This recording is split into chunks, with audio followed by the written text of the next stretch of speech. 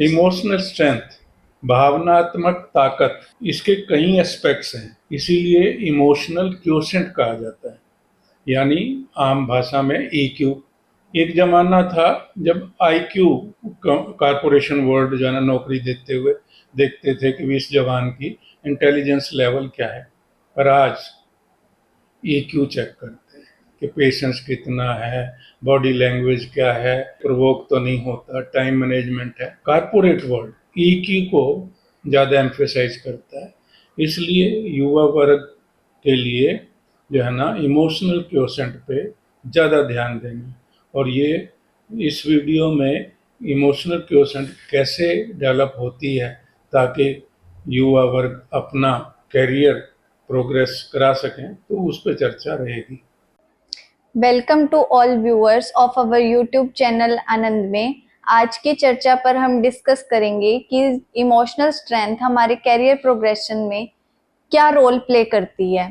इसके बारे में हमारे चैनल के फाउंडर श्री जवाहर जिंदल जी आपको विस्तार से बताएंगे। सर, आपने आज जो टॉपिक लिया बहुत ही सुंदर लिया।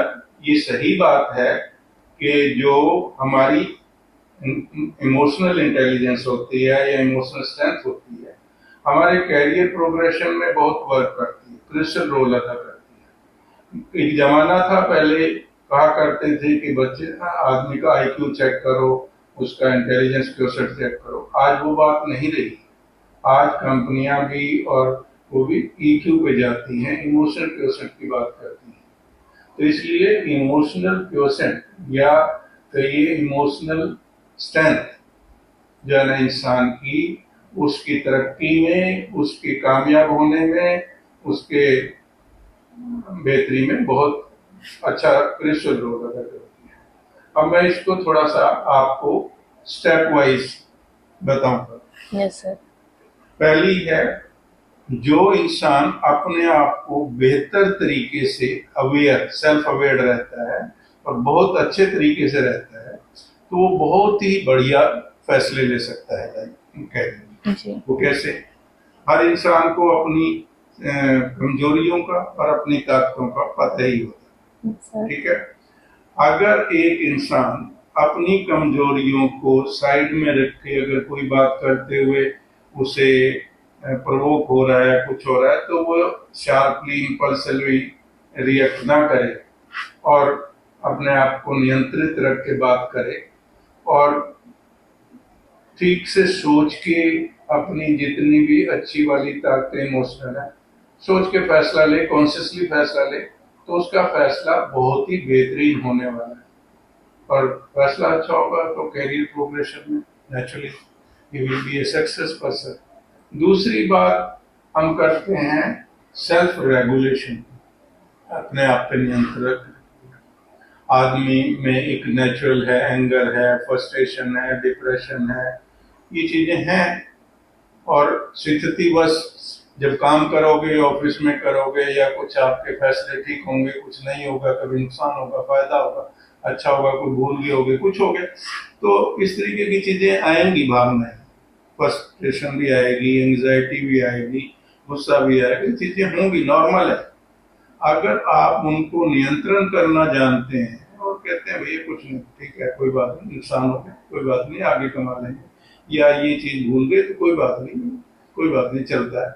तो कहने का मतलब आप जो है ना अपनी भावनाओं पर, खासकर जो उस वक्त स्थिति बस पैदा हुई हैं और वो नेगेटिव साइड की हैं, फ्रस्ट्रेशन है, एंगर है, उन पे बेहतरीन तरीके से कंट्रोल करके चलेंगे, सेल्फ को रेगुलेट करके चलेंगे, इंपल्सिवली रिएक्ट नहीं करेंगे, तो certainly you will be a great success man. Sir, मैं चाहती हूँ आप हमारे व्यूअर्स को बताएं कि हम इसे कैसे नियंत्रित कर सकते हैं। हाँ, ठीक सवाल पूछा आपने।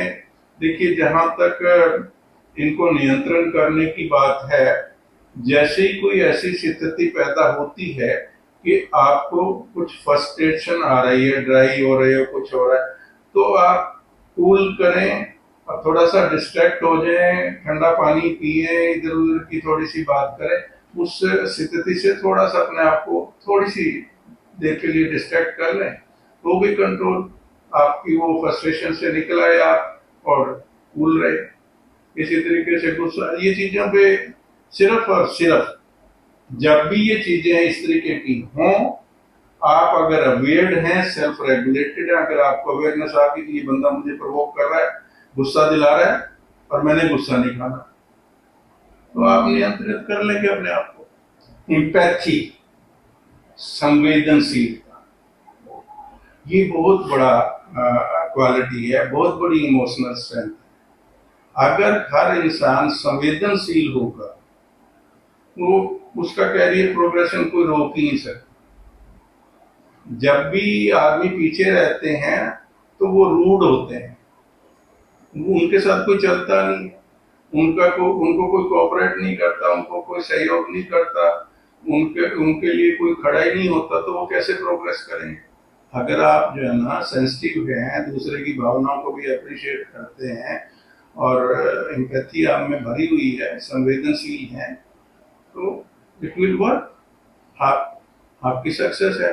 जो कि आपके अराउंड, चाहे आपके कस्टमर हैं, चाहे आपके कुलीग हैं, चाहे आप कुछ भी कर रहे हैं, अगर आप जो है ना संवेदनशील हैं तो यू आर ऑलवेज सक्सेस। हर एडवर्स सिचुएशन को आप काबू कर लेंगे, हर एडवर्स सिचुएशन को आराम से हैंडल कर लेंगे, अच्छे से कर लेंगे। क्यों कर लेंगे कि आप उन चीजों को समझते हैं, अप्रिशिएट करते हैं कि ये तो बनता है, यार ये गुस्सा हो रहा है तो ठीक है, बनता है, या ये ऐसा है ये तो बनता है, तो मुझे इससे परेशान होने की जरूरत नहीं है।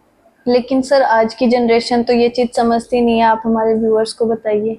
आपने ठीक बोला, आज की जनरेशन, भाई इसीलिए वीडियो आज की जनरेशन के लिए ही बना रहे हैं कि आप अपने अंदर संवेदनशीलता लाइए।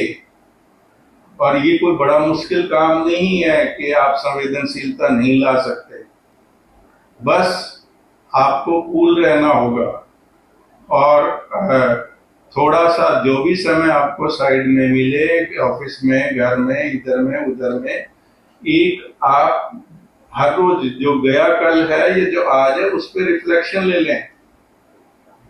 जब आप उस पर रिफ्लेक्शन लेंगे कि यार आज मैं छोटी सी बात थी, नाराज हो गई, परेशान हो गई, फ्रस्ट्रेशन ले लिया मैंने, ये तो मेरे लिए अच्छा नहीं है, तो आप रिपीट नहीं करेंगे, वो आ जाएगी आप में वो संवेदनशीलता। Yes sir. कोई बड़ा काम नहीं है। स्ट्रॉन्ग कम्युनिकेशन स्किल, कम्युनिकेशन, ये भी जो है ना, जिस आदमी की इमोशनल स्ट्रेंथ बढ़िया होगी तो उसकी कम्युनिकेशन भी बढ़िया होगी। कुछ भी एडवर्स सिचुएशन होगी, कुछ भी होगा, कोई बात नहीं, नेवर माइंड, आगे चलते हैं। तो कम्युनिकेशन स्किल जो है ना, बहुत ही उम्दा बात है, और ये जो है इसी से लीडरशिप क्वालिटी आती है, इसी से मैच्योरिटी आती है, इसी से आप एक अच्छा मतलब अंडरस्टैंडिंग, आपस में कम्युनिकेशन स्किल आपकी अच्छी है, सामने से काम लेना है आपने, और उससे अगर आप मधुर भाषा में या तरीके से अपना कम्युनिकेट करेंगे तो नेचुरली आप काम को ले पाएंगे अच्छे से। अच्छा, ये जो है ना सबसे बड़ी बात इसमें क्या है, लिसनिंग पावर, जो आज कमी पाई जाती है। लोग जो है ना अपनी अपनी बात कहना जानते हैं, लिसनिंग नहीं ज्यादा रखते, दूसरे की बात ज्यादा नहीं सुनना नहीं चाहते। हाँ, तो उससे भी नहीं आपकी कम्युनिकेशन स्किल बनेगी, क्योंकि दूसरे को आप समझोगे नहीं, सुनोगे नहीं, उसको, उसका भी ओपिनियन जो है ना उसको भी नहीं लोगे, तो फिर भी आपका कैरियर आगे नहीं जाएगा। कैरियर में बोलने का नहीं है कम्युनिकेशन स्किल का मतलब आप बोलो, अच्छा बोलो, मीठा बोलो, ये करो, no, listening also, listen others patiently and उसको अप्रिशिएट भी करो अगर वो ठीक है, अगर वो गलत है उसको भी आप प्यार से समझाओ कि भैया देखो ये बात मेरे हिसाब से तो ठीक नहीं है। तो मतलब ये चीजें हैं कम्युनिकेशन स्किल में, तभी आदमी कामयाब होता है। इसी के साथ एक बहुत बड़ी बात है जो आज के बच्चों को, आज की जनरेशन को जाननी है, क्रिटिसिज्म। आजकल पता नहीं क्यों हम अब क्रिटिसिज्म तो बिल्कुल ही क्लियर नहीं करते, जबकि वो भी हमें लर्न कराता है। अगर कोई आदमी हमारे को क्रिटिसाइज कर रहा है, हमारी गलतियां निकाल रहा है, अगर हम उनको धैर्य से सुनते हैं, समझते हैं और आगे से उसको दुरुस्त करेंगे तो हमारा करियर आगे जाएगा। फीडबैक, इसी से जुड़ी हुई बात, फीडबैक। क्रिटिसिज्म से लिटिल नेगेटिव कि आपको क्रिटिसाइज कर रहा बंदा, फीडबैक भी उसका दूसरा कॉइन है कि वो तरीके से बता रहा है कि भाई ये चीज सुधार बनती है, कोई बनती है, ये ठीक हुआ, ये गलत हुआ, तो वो भी हमारे लिए बहुत जरूरी है। हमने एक मत से नहीं सोचना कि जो हमने किया वही ठीक है, ये फीडबैक गलत है और हमने जो किया था ठीक है। नहीं, जो फीडबैक हमारे पास आई है हमारे को लेके, उस पे पॉजिटिवली सोचना है। जहां गलती दिखती है, ठीक है, आई वॉन्ट रिपीट, या एक्सेप्टेंस कि कुछ गलत हो गया कि आई एक्सेप्ट, सॉरी, या जो भी उसके कंसिक्वेंस है क्लियर करें।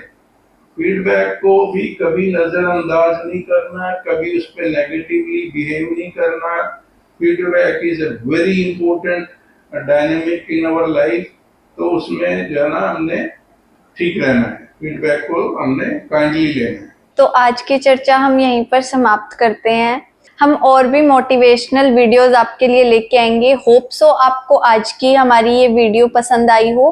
आप इसे लाइक करें, अपने फ्रेंड्स को शेयर करें और सब्सक्राइब करना ना भूलें। Thank you.